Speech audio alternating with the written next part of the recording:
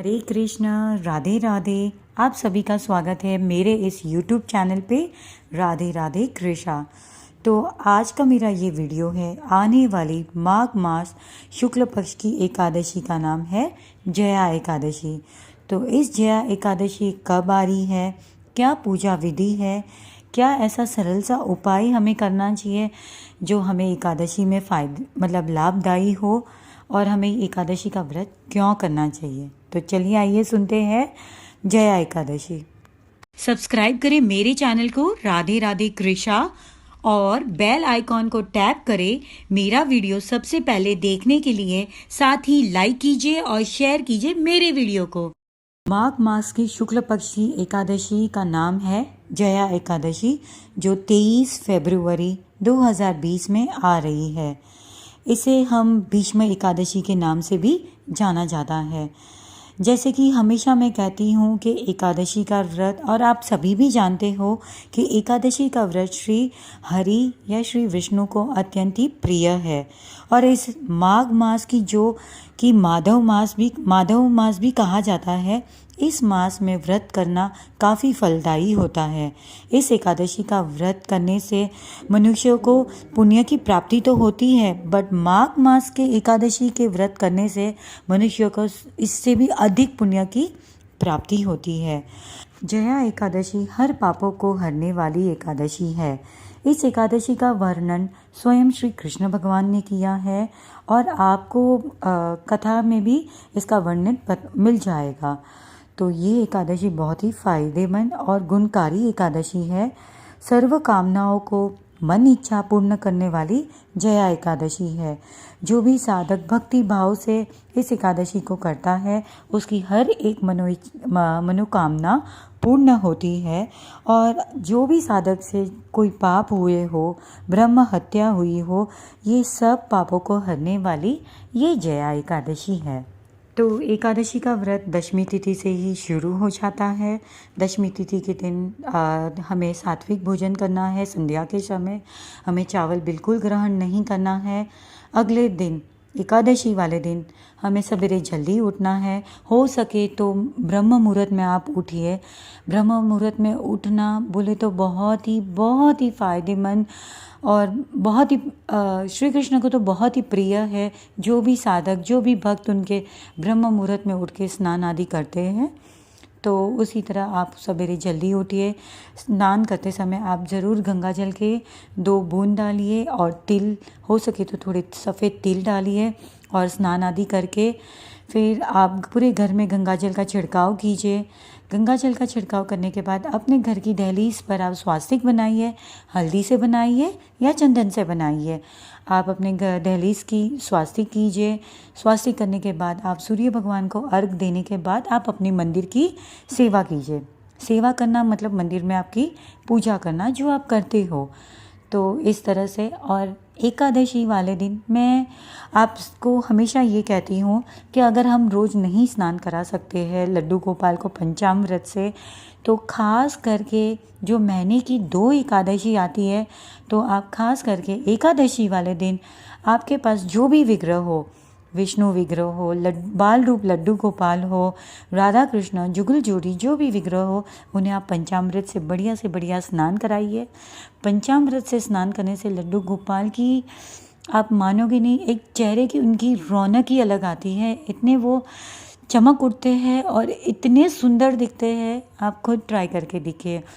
तो आप पंचामृत से उन्हें बढ़िया से स्नान कराइए। स्नान कराने के बाद उन्हें पीले वस्त्र पहनाइए। वस्त्र पहनाने के बाद आप उनका सुंदर से सुंदर श्रृंगार कीजिए। पीले पुष्प उन्हें अर्पित कीजिए। पीले पुष्प अर्पित करने के बाद आप भोग, धूप, दीप नैवेद्य करके आरती कीजिए। आप एकादशी की भी आरती कीजिए, एकादशी माता की भी आरती कीजिए। आरती हो जाने के बाद आप नारायण स्तोत्र का पाठ करें।